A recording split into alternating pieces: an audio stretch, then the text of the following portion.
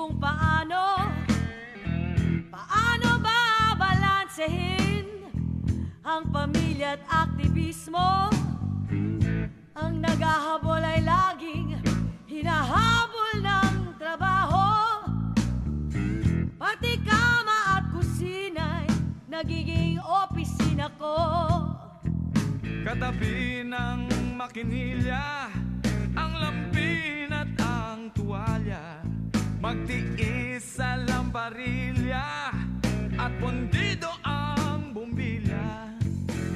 Kadre de pamilya, Kadre de pamilya. maraming beses ko na rin iniisip kung paano ba pagkasyahin ang karampot na pera ko.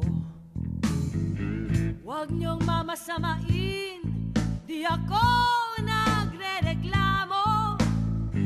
Dahil kung tutusin, masaya rin naman ako.